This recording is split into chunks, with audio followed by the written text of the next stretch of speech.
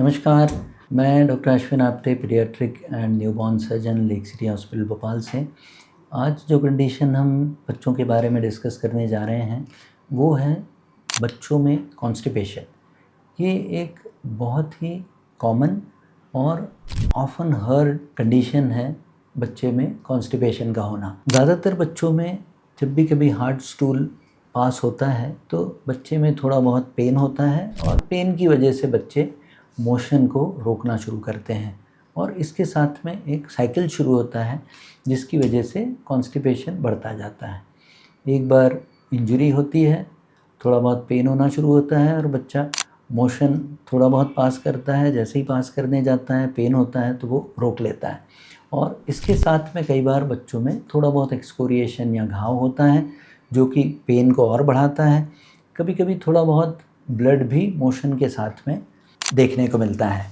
जिन बच्चों में इस तरह का कॉन्स्टिपेशन अक्सर देखने को मिलता है, ये बच्चों में इजीली टैकल होता है। थोड़ा बहुत हमें फीडिंग हैबिट्स पे ध्यान देना होगा, थोड़ा बहुत डाइट पे ध्यान देना होगा और थोड़ा बहुत टॉयलेट ट्रेनिंग पे ध्यान देना होगा।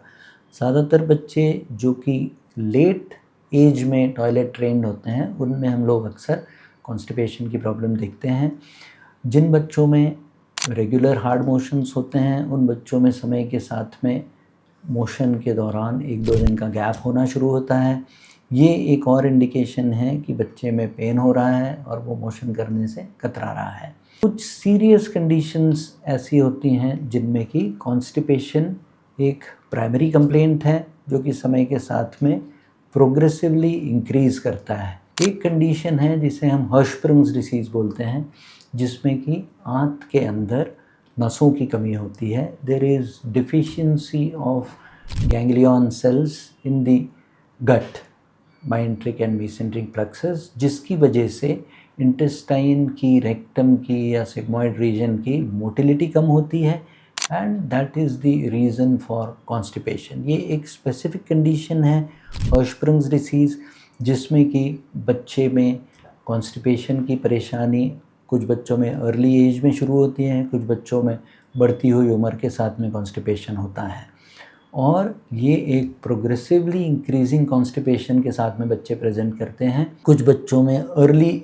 न्यूबॉर्न पीरियड में एब्डोमिनल डिस्टेंशन और फेलियर टू पास मेकोनियम के साथ में एक न्यूबॉर्न बच्चा प्रेजेंट करता है, जिसमें कि हम जब परीक्षण करते हैं तो बच्चे का एनल कैनाल बहुत टाइट होता है और रेक्टल एग्जामिनेशन करने के बाद में बच्चा बहुत सारा मोशन पास करता है, साथ में जो पेट फूला हुआ है वो पिचक जाता है। कुछ बच्चों में अर्ली ऑन नियोनेटल पीरियड में कॉम्प्लिकेशन होता है और जो पेट इतना फूला हुआ है उसमें कई बार इंटेस्टाइन फट जाती है या परफोरेशन हो जाता है। इन बच्चों में हमें अर्ली एज में ऑपरेशन करने की आवश्यकता पड़ती है। जिन बच्चों में अर्ली एज में इस तरह के कॉम्प्लिकेशंस नहीं होते हैं, उन बच्चों में समय के साथ में कॉन्स्टिपेशन का बढ़ते जाना एक इंडिकेशन है कि कहीं बच्चे में सिर्फ हैबिचुअल कॉन्स्टिपेशन ना होने के साथ में कहीं नसों की कमी होने की स्थिति तो नहीं है, जिसे हम हर्शस्प्रिंग्स डिसीज़ बोलते हैं।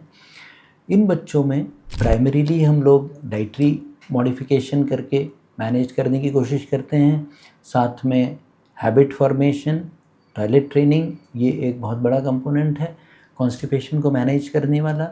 और तीसरी कंडीशन है मेडिकेशन, जिसमें कि हम लोग स्टूल सॉफ्टनर्स देते हैं, फ्लूइड इनटेक को बढ़ाने के लिए बोलते हैं और हैबिट फॉर्मिंग फॉर डेफिकेशन, दिन में 1 बार 2 बार टॉयलेट ट्रेनिंग करके डेफिकेशन के हिसाब से बच्चों को प्रमोट करते हैं। डेफिनेटिव ऑपरेशन में जो नीचे की आंत का हिस्सा जिसमें कि नसें कमज़ोर हैं, उस आंत के हिस्से को हम निकाल के जो कोलोस्टमी वाला पोर्शन रहता है इंटेस्टाइन का, उसको नीचे लैट्रिन के रास्ते की आंत के साथ में जोड़ दिया जाता है। तो ज़्यादातर बच्चों में ये जो डेफिनेटिव ट्रीटमेंट रहता है, डेफिनेटिव पुल थ्रू सर्जरी बोलते हैं जिसे, उसके बाद में बच्चे नॉर्मल तौर पे मोशन पास करने लगते हैं, कॉन्स्टिपेशन की समस्या पूरी तरीके से ठीक हो जाती है और बच्चे प्रॉपर वेट गेन वाले मोड में आ जाते हैं। कुछ इनिशियल टाइम में हमें डाइटरी कंट्रोल रखना पड़ता है जिससे कि मैदे की चीज़ें थोड़ी अवॉइड करें, डाइट में रफेज का कंटेंट बढ़ाते जाएं, जिससे कि आगे चल के हैबिचुअल कॉन्स्टिपेशन डेवलप ना हो। इन बच्चों में काउंसलिंग का भी बहुत रोल रहता है, क्योंकि ऑफ एंड ऑन जब बच्चे को पेनफुल डेफिकेशन होता है या एनल एक्सकोरिएशंस या एनल फिशर्स होते हैं तो बच्चे थोड़े साइकोलॉजिकली डिस्टर्ब हो जाते हैं। इन बच्चों में एक साइकोलॉजिकल सपोर्ट की भी बहुत बड़ा रोल है, और इन बच्चों में डाइटरी सपोर्ट के साथ में पेरेंटल काउंसलिंग और पेरेंटल सपोर्ट भी आवश्यक है। ऑपरेशन के बाद में बच्चे की रिकवरी काफ़ी हद तक अच्छी होती है, और थोड़े बहुत डाइटरी मॉडिफिकेशन के साथ में बच्चों को हम प्रॉपरली मैनेज कर सकते हैं। अगर हम देखें, बच्चों में कॉन्स्टिपेशन एक कॉमन कंप्लेंट है जिसके लिए कि डॉक्टरी परामर्श की आवश्यकता पड़ती है। कुछ बच्चों में सर्जिकल कंसल्टेशन की आवश्यकता भी पड़ती है जिनमें रिकरेंट कॉन्स्टिपेशन होता है या कॉन्स्टिपेशन के साथ में ब्लड आता है।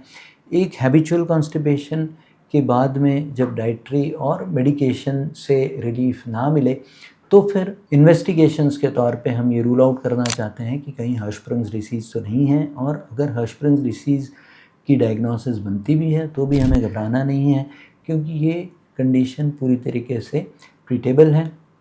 ऑपरेशन के द्वारा जो ख़राब हिस्सा रहता है आंत का, उसे हम निकाल के नॉर्मल आंत का जोड़ लगाकर बच्चे को नॉर्मल रिस्टोरेशन पे ले जाते हैं। ऑपरेशन के बाद में रिकवरी अच्छी होती है, बच्चे का वेट गेन, हैबिट, डाइट सारी चीज़ें मेंटेन रहती है। मैं doctor Ashwin Apte, lake city hospital Bhopal में, अगर आपकी कॉन्स्टिपेशन की समस्या है तो कांटेक्ट करें और समय रहते इलाज करवाएं, और ज़रूरत पड़ने पे ऑपरेशन की आवश्यकता पड़े तो घबराने से काम नहीं चलेगा।